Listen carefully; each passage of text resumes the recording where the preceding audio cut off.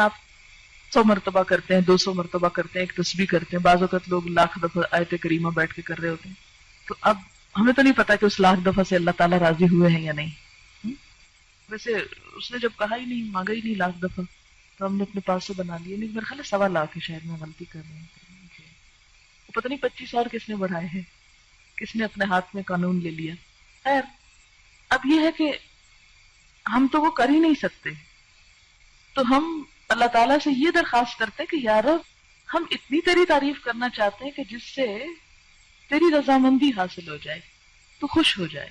سبحان اللہ وبحمدہ عدد خلقہ ورضا نفسہ وزنۃ عرشہ ومداد کلماتہ. سبحان اللہ, پاک ہے اللہ, یا پاکی اللہ کے لیے ہے. وبحمدہ, اور ساتھ اس کی تعریف کے, یعنی اللہ کی پاکی بیان کرتا ہوں اس کی تعریف کے ساتھ.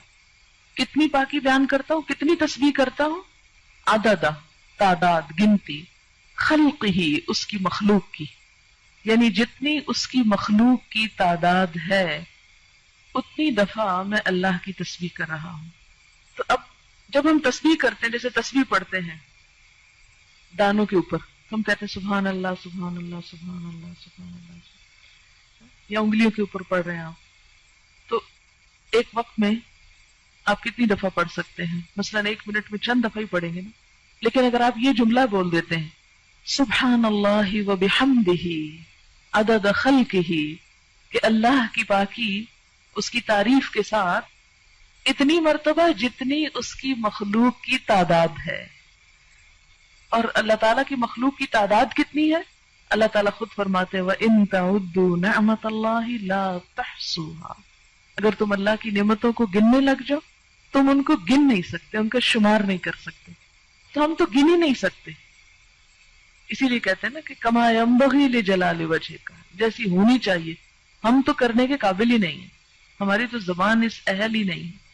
اسی لیے عدد خلقہ ورضا نفسہ, رضا کہتے ہیں رضامندی کو, نفس ہی اس کے نفس, یعنی اللہ کی ذات کی رضا کے مطابق, یعنی اتنی تسبیح اتنی حمد کہ جس سے وہ راضی ہو جائے. وزنۃ عرشہ, اور اس کے عرش کے وزن کے مطابق. وزنۃ عرشہ, اس کے عرش کا وزن کتنا ہے, ہمیں تو کچھ معلوم نہیں کہ اس کا عرش ہے کتنا.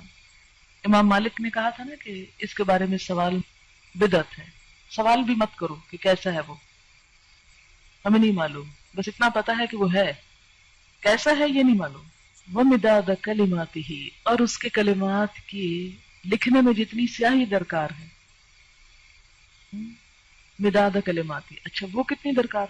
سورۃ الکہف میں آپ پڑھیں گے اللہ تعالیٰ فرماتے ہیں کہ لو کان البحر مدادا لکلمات ربی لنفد البحر قبل ان ينفد کلمات ربی, کہ اگر یہ سارے سمندر سیاہی بن جائیں اور اس سے رب کی باتیں لکھی جانے لگے, اس سے پہلے کہ رب کی باتیں ختم ہو سمندر کی سیاہی ختم ہو جائے.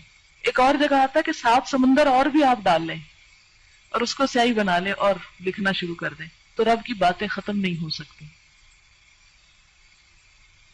تو پھر اس کے لیے کتنی سیاہی چاہیے ہوگی, ہم تو اس کے بارے میں امیجن بھی نہیں کر سکتے. فرمایا جتنی چاہیے وہ مداد کلمات, کہ اس کے کلمات جتنے ہیں ان کو لکھنے کے لیے جتنا وہ مٹیریل چاہیے اس سب کے برابر.